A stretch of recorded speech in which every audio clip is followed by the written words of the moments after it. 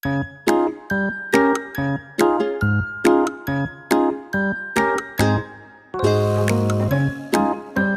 And welcome to my channel শিক্ষা tutorial home.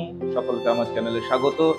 দীর্ঘদিন পরে আজকে আমরা আবার একটা নতুন ভিডিও নিয়ে চলে এসেছি। আজকে আমাদের আলোচনার বিষয় হলো ক্লাস 12 এর ইংলিশের সিলেবাস। তোমরা যারা 11 পাস করে ক্লাস 12-এ উঠেছো, তোমাদের সামনে এখন আগামী উচ্চ মাধ্যমিক রয়েছে এবং ইংলিশের ক্ষেত্রে আমরা জানি বরাবরই ক্লাস 12-এর ক্ষেত্রে ইংলিশ সবসময় টাফ হয়ে থাকে আমাদের West Bengal Council of Higher Secondary এডুকেশনের ক্ষেত্রে, এবং আমাদেরকে অবশ্যই মন দিয়ে সেটা ভালো করে পড়তে হবে। আমাদের ক্লাস 12-এর যে ইংলিশের সিলেবাস সেটা সম্পর্কে আজকে একটু আলোচনা করে নিব আমরা, কারণ আমরা 11-এ যেটা পড়ে এসেছি তার সাথে 12-এর ক্ষেত্রে কিছুটা তফাৎ রয়েছে, এবং কোথায় কোথায় তফাৎ রয়েছে সেটা আমরা আলোচনা করে পরপর আমরা জানিয়ে দেব। যাই হোক, আমি শুরু করছি প্রথম আলোচনা। আমাদের প্রথম সিলেবাসে যেটা রয়েছে, আমরা যদি প্রোজ দেখি, ক্লাস 12-এর প্রোজের ক্ষেত্রে আমাদের মোট 4টে প্রোজ রয়েছে ক্লাস 12-এ। প্রথম হলো the eyes have it, written by Ruskin Bond. Ruskin বন্ডের লেখা একটা খুবই সুন্দর ভালো গল্প আইস হ্যাবিট, এটা আমাদের ক্লাস 12-এ রয়েছে। দ্বিতীয় যে গল্পটা রয়েছে সেটা হলো strong roots, written by APJ Abdul Kalam. আমাদের প্রাক্তন রাষ্ট্রপতি এপিজে আব্দুল কালামের যে অটোবায়োগ্রাফি রয়েছে, সেই অটোবায়োগ্রাফিরই একটা পোর্শন আমাদেরকে টেক্সট হিসেবে ক্লাস 12-এ পড়তে হবে, সেটা হলো স্ট্রং রুটস।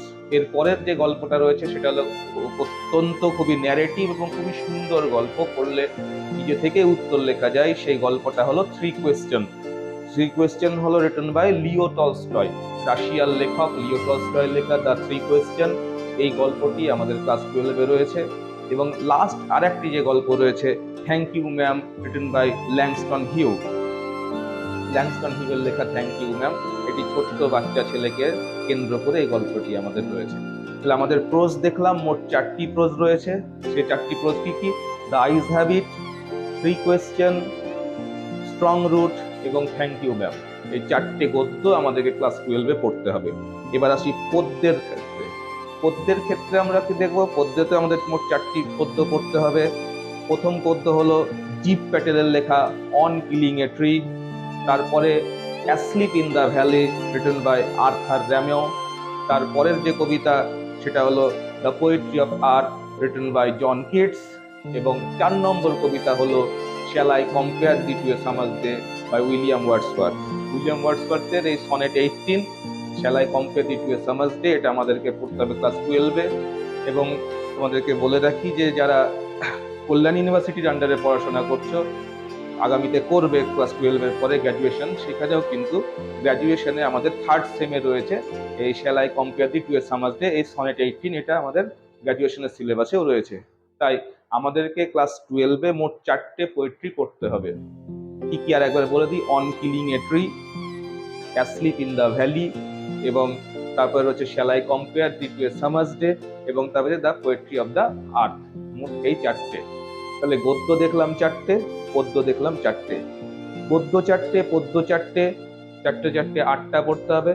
এরপরে যেটা আসছে আমাদের ক্লাস 11-এ যেটা ছিল শেক্সপিয়ারের লেখা টেলস ফ্রম শেক্সপিয়ারের যে পোর্শনটুকু ছিল, আমাদের 5টা ট্র্যাজেডি কমেডি মিলিয়ে 5খানা ছিল, আমাদেরকে র্যাপিড রিডার হিসেবে যেগুলো পড়তে হতো সেইগুলোর পরিবর্তন ঘটেছে ক্লাস 12-এ। আমাদেরকে আর সেই শেক্সপিয়ারের লেখা টেলস ফ্রম শেক্সপিয়ার ওই গল্পগুলো আমাদেরকে আর পড়তে হবে না। তার পরিবর্তে আমাদের একটা নাটক অ্যাড হয়েছে ক্লাস 12-এ, অ্যান্টন চেকভের লেখা দ্য প্রপোজাল।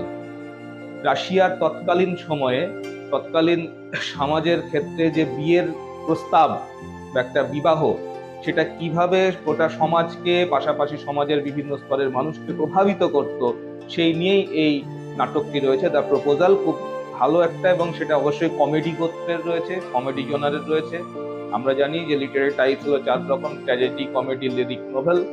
এটা কমেডির মধ্যে পড়ছে দ্য প্রপোজাল। তাহলে আমাদের ক্লাস 12-এ আমাদেরকে পড়তে হবে 4টে গদ্য, 4টে পদ্য, একটা নাটক। এবং এর পাশাপাশি গ্রামার রয়েছে। গ্রামার 11-এ আমরা যে গ্রামারগুলো করেছিলাম ঠিক সেই গ্রামারগুলো এখানে রয়েছে। ভয়েস চেঞ্জ রয়েছে, ন্যারেশন রয়েছে, আর্টিকেল প্রিপোজিশন রয়েছে, ট্রান্সফরমেশন অফ সেন্টেন্স রয়েছে, এবং তার সাথে যোগ হবে কমন এররের কারেকশন আমাদের ক্লাস 12-এ যোগ হবে। ওখান থেকে একটা প্রশ্ন থাকবে। এবং সেটা অবশ্যই অপশান দেওয়া থাকবে, উত্তর যে কোনো আমাকে একটা মাল্টিপল চয়েস হিসেবে থাকবে, একটা অপশান থেকে চুজ করে নিতে হবে।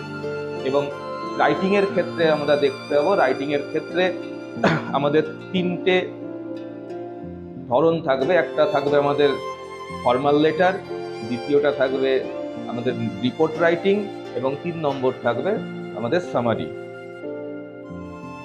এই তিনটে আমরা যদি করি অবশ্যই আমাদের যে কোনো একটা পরীক্ষাতে নিজেরাই লিখতে হবে, যে কোনো একটা লিখতে পারবো। আশা করি আমাদের যে সিলেবাস, এই সিলেবাস সম্পর্কে তোমরা ভালোভাবে ওয়াকিবহাল হলে, বুঝতে পারলে। এবং আরেকটা বলে রাখি, ক্লাস 11-এ আমাদের যেটা ছিল নিউজ পেপার অ্যাডভার্টাইজমেন্ট এবং যে লিফলেট যেটা ছিল, সেই দুটো কিন্তু এবার থাকছে না, ওই দুটো বাদ, ঠিক আছে? এবং আনসিন ঢুকবে ক্লাস 12-এ আনসিন ঢুকবে, 10 নম্বরের আনসিন থাকবে। এই আনসিনের তোমাদের কি কি করতে হবে সেগুলো আমার যখন কোয়েশ্চেন প্যাটার্ন নিয়ে আমি আলোচনা করব পরের ভিডিওতে, সেখানে আমি সম্পূর্ণরূপে তোমাদেরকে বলে দিব যে আমাদের কোন ধরন থেকে, কোন জনার থেকে আমাদের কত নম্বরের উত্তর করতে হবে, সেই উত্তরগুলো কত নম্বরে থাকবে, কিভাবে কি করতে হবে, সেটা বিস্তারিত আলোচনা করব। তাহলে আজকের মতো এটুকুই, টাটা বাই বাই, ভালো থেকো সবাই, গুড লাক।